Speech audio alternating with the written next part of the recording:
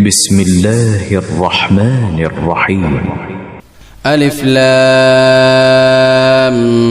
ميم. تنزيل الكتاب لا ريب فيه من رب العالمين. أم يقولون افتراه بل هو الحق من ربك لتنذر قوما ما أتاهم من نذير من قبلك لعلهم يهتدون. الله الذي خلق السماوات والأرض وما بينهما في 6 أيام ثم استوى على العرش. ما لكم من دونه من ولي ولا شفيع أفلا تتذكرون. يدبر الأمر من السماء إلى الأرض ثم يعرج إليه في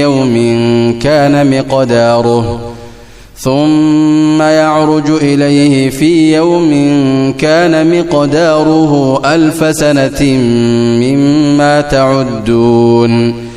ذلك عالم الغيب والشهادة العزيز الرحيم. الذي أحسن كل شيء خلقه وبدأ خلق الإنسان من طين ثم جعل نسله من سلالة من ماء مهين ثم سواه ونفخ فيه من روحه وجعل لكم السمع والأبصار والأفئدة قليلا ما تشكرون. وقالوا أئذا ضللنا في الأرض أئنا لفي خلق جديد بل هم بلقاء ربهم كافرون. قل يتوفاكم ملك الموت الذي وكل بكم ثم إلى ربكم ترجعون. ولو ترى إذ المجرمون ناكسوا رؤوسهم عند ربهم ربنا أبصرنا وسمعنا فارجعنا نعمل صالحا إنا موقنون. ولو شئنا لآتينا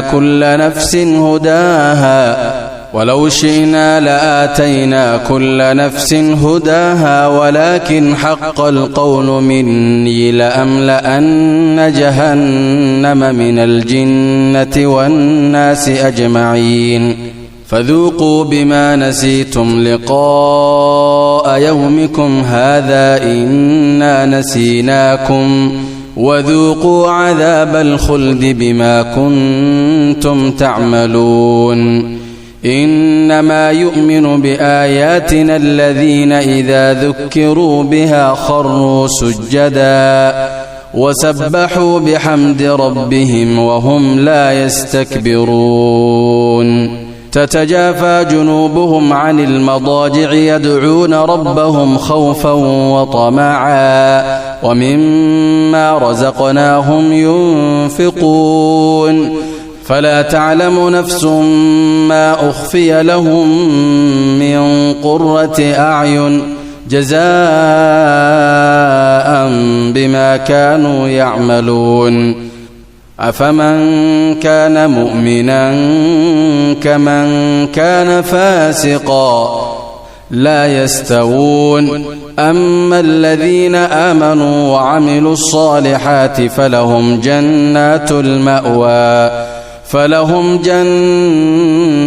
المأوى نزلا بما كانوا يعملون. وأما الذين فسقوا فمأواهم النار كلما أرادوا أن يخرجوا منها أعيدوا فيها وقيل لهم ذوقوا عذاب النار الذي كنتم به تكذبون. ولنذيقنهم من العذاب الأدنى دون العذاب الأكبر لعلهم يرجعون. ومن أظلم ممن ذكر بآيات ربه ثم أعرض عنها إنا من المجرمين منتقمون. ولقد آتينا موسى الكتاب فلا تكن في مرية من لقائه وجعلناه هدى لبني إسرائيل